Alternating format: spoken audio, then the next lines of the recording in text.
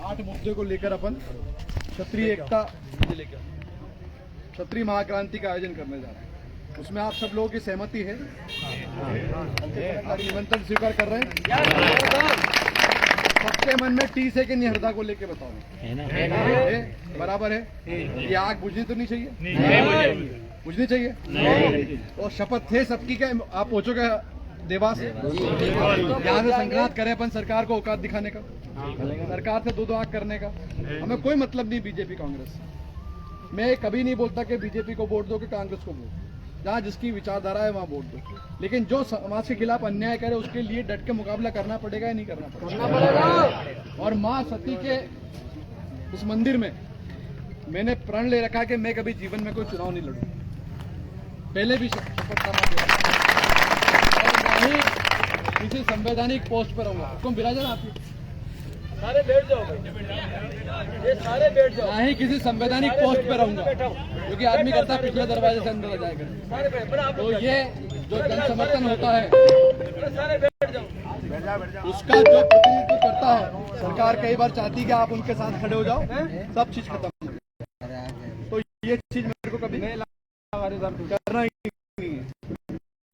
आप सबका साथ, आपका विश्वास रखना, आपकी एक एक लड़ाई जो अन्याय के खिलाफ होती रहेगी, लेकिन अब समय है और एक साहसी कदम उठाने का समय है। और इसको 15 नवंबर को अपन ने अंजाम दिया है। 15 नवंबर को बात नहीं बनी तो हम कंटिन्यू आंदोलन करेंगे, और जब तक करेंगे जब तक हमारी मांगे पूरी ना। और हमारी मांगे हमारे लिए कुछ होती क्या? कभी नहीं होती। राजपूत व्यक्ति अपने लिए कभी कुछ नहीं मांगता। राजपूत व्यक्ति मांगता है समाज हित में, देश हित में। तो ये बात तो पक्की है कि हम पे करणी सेना प्रशासन ने हमें जो भी करना थी करा, ठीक है, लेकिन प्रशासन की नीयत और सरकार की नीयत साफ हो गई कि हमारे खिलाफ है, ठीक है।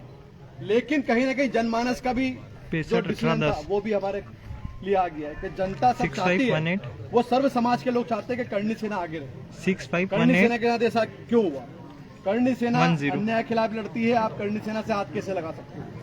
तो करणी सेना के साथ में, करणी सेना वह राजपूतों का संगठन है शुरू से, लेकिन आज सर्व समाज उसको प्यार कर रहा है और सर्व समाज विश्वास कर रहा है। इतना कोई राजनीतिक पार्टी पे विश्वास नहीं करता जितना लोग करणी सेना पे विश्वास कर रहे हैं। और हमारे यार दोस्त हुकुम भी बैठे, पॉलिटिकल जिला पंचायत से हुकुम भी बैठे हैं, लेकिन हुकुम भी बता सकते हैं कि सबका इसने सबका आशीर्वाद करणी सेना पे होता ही नहीं होता है। और हमारे लिए आप खड़े रहेंगे कि नहीं रहेंगे? बस फिर तो अभी डरना किससे? और अन्याय के खिलाफ लड़ना है, समाज हित के लिए लड़ना है, देश हित के लिए लड़ना है। हम व्यक्तिगत रूप से तो कुछ मांगते नहीं है जीवन में। 8 मांगों को लेकर हमारा जो भी है आंदोलन शुरू हो रहा है। हरदा प्रकरण पर सख्त कार्रवाई। हरदा में क्षत्रिय समाज के भाई बहनों छात्रों के साथ जो दुर्व्यवहार के मामले की निष्पक्ष उचित स्तर पर जांच कराई जाए और दोषी पुलिस वाले और सरकारी अधिकारी और व्यक्ति के खिलाफ सख्त से सख्त कार्रवाई की जाए।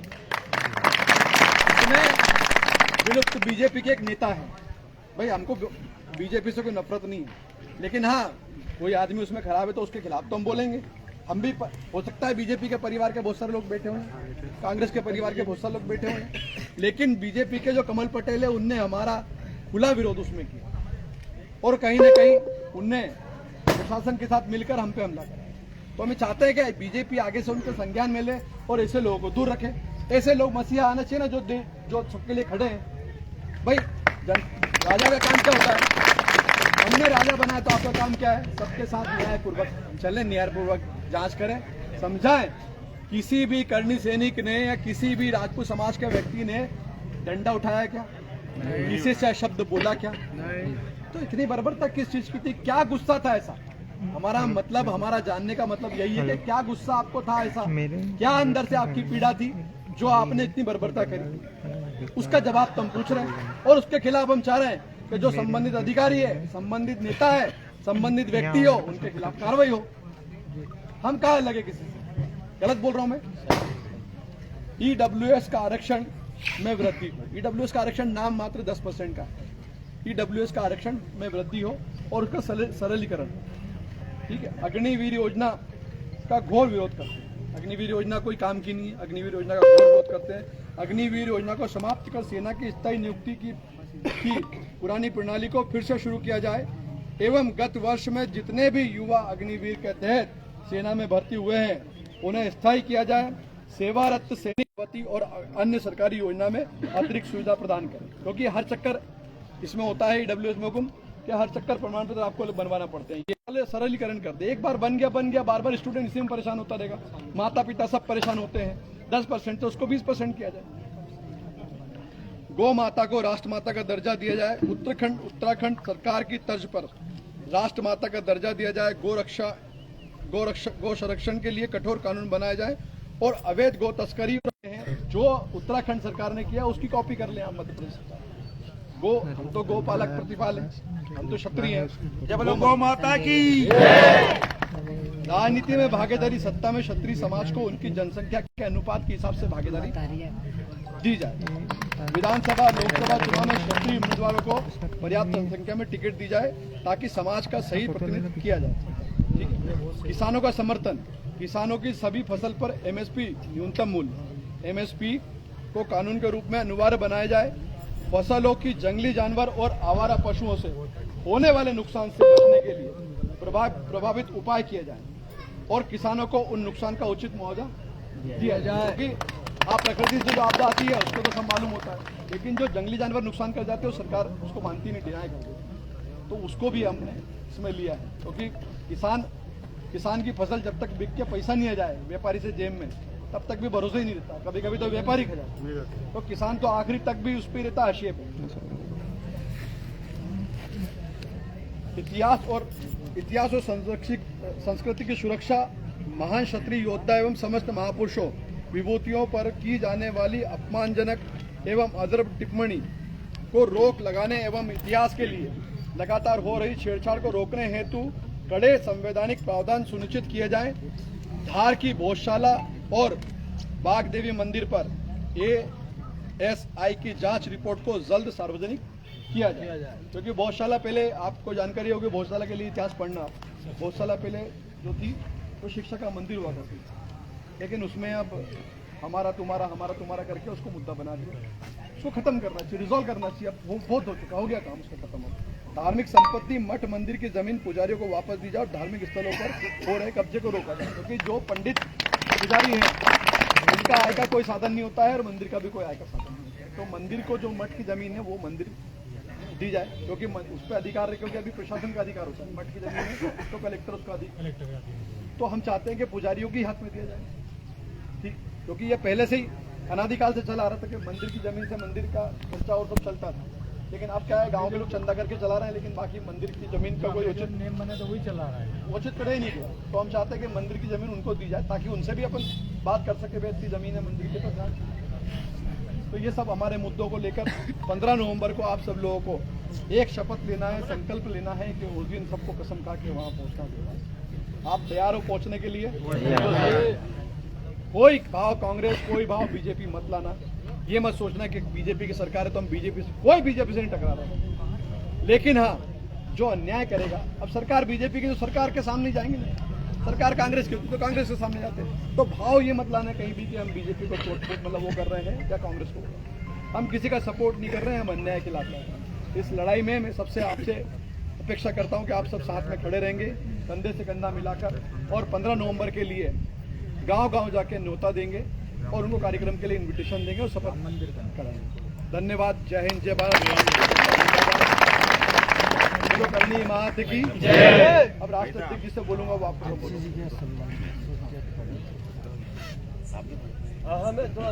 तो बोलेंगे। इसी बेला में हमारे बीच में शेखावत साहब, जिनका हम काफी देरी से इंतजार कर रहे थे, एक बार ताली की गड़गड़ाहट। माता की ये सारे बैठ जाओ। देखो मैं भी नीचे ही बैठा हूँ, मैं यहाँ कुर्सी पे नहीं बैठा हूँ, है ना? ये सारे बैठ जाओ भैया, सभी नीचे बैठ जाओ। अरे छोड़ो कुर्सी यार, छोड़ो कुर्सी। यहाँ समाज, वहाँ हम। ये बोला थे आपने। न मंच न माला, क्या चाहिए हमें?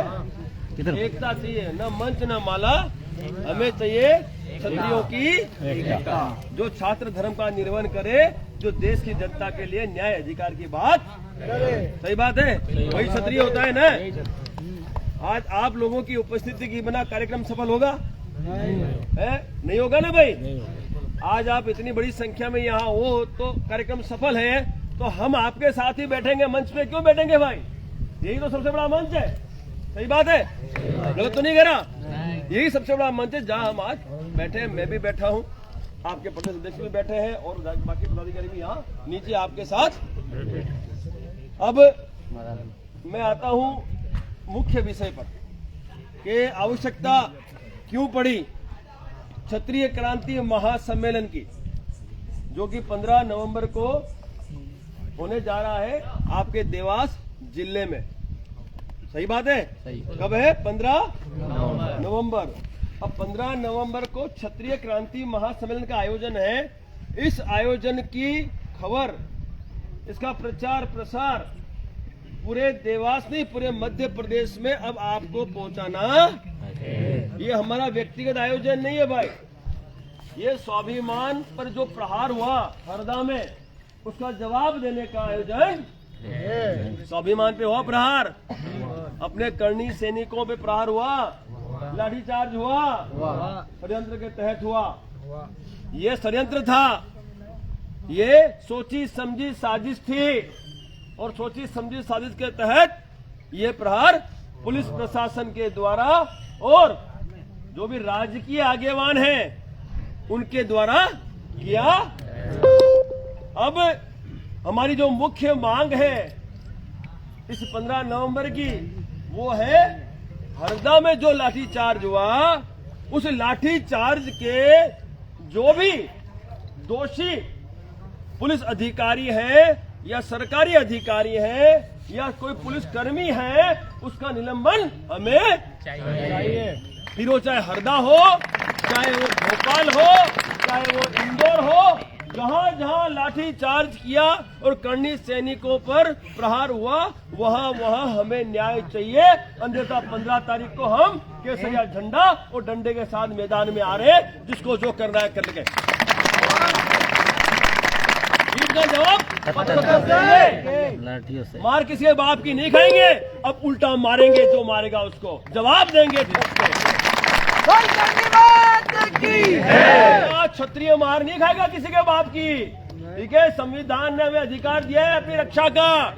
आवश्यकता पड़े तो केसरिया बांधो सर पे और डांग लेके निकल पड़ो मैदान में, जो आएगा देख लेंगे, जिसको जो चाहिए उसको उस जबान में जवाब देंगे। सही है?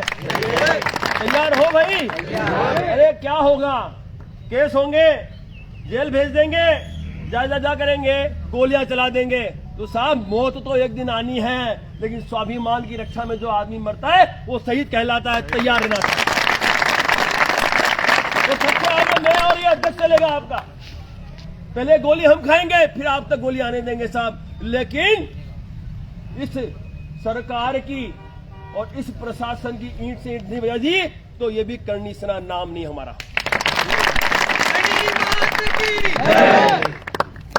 कैसे आप लाठीचार्ज कर सकते हो इन करनी सैनिकों पे? और दुर्भाग्य देखो, आज तक न्याय नहीं मिला है हमें। मिला न्याय? साहब, बिना संघर्ष के न्याय नहीं मिलता, संघर्ष करना पड़ता है। क्या करना पड़ता है? और ईंट का जवाब पत्थर से देना पड़ता है। 15 तारीख तक इनका समय, और 15 तारीख से समय शुरू होगा हमारा। किसका? हमारा। और साहब, इसमें 8 मांगे हैं, उसमें सनातन धर्म की मांगे भी हैं। तो मैं सभी सनातनियों से कहना चाहूंगा कि आप सभी उस दिन अपनी उपस्थिति देवास में अवश्य सुनिश्चित करें। अब प्रचार प्रसार आपको करना है भाई, ठीक है? कौन करेगा? आप करोगे। हर घर तक मैसेज होना चाहिए कि क्षत्रिय क्रांति महासम्मेलन में चलना। एक एक व्यक्ति 10-10 आदमी को लेके आएगा, माताएं बहनें आएंगी, बुजुर्ग आएगा, और इनको मुंह तोड़ जवाब देंगे। लिखित में जब तक नहीं देते तब तक हम मैदान नहीं छोड़ेंगे। और आवश्यकता पड़ी तो साहब, आवश्यकता पड़ी तो हम देवास से भोपाल की ओर भी कूच करेंगे। समझ गए भाई? निर्णय कौन लेगा? मुख्यमंत्री लेगा। कहाँ बैठता है? भोपाल बैठता है भाई, सीधी बात है। कहाँ चलेंगे? भोपाल। कहाँ विधानसभा चलेंगे, घर चलेंगे, ऑफिस चलेंगे, जहाँ भी वो होगा वहाँ चलेंगे, लाखों की संख्या में चलेंगे। संख्या है तो जीत है भाई, क्या है? संख्या है तो जीत है। इसलिए हमें अब 15 नवंबर के आयोजन में संख्या पहुंचाने पे ध्यान देना है, बाकी सारी सुविधा हम करेंगे। हमारे अध्यक्ष उनकी पूरी टीम उसकी व्यवस्था आपकी, वहाँ पे पहुंचने की जो व्यवस्था है, वहाँ पे पानी की है जो व्यवस्था है, जो बाकी व्यवस्था है सब हम करके देंगे आपको, ठीक है? तो 15 नवंबर तक का समय सरकार का, उसके बाद समय शुरू होगा क्षत्रियों का, हम योद्धाओं का।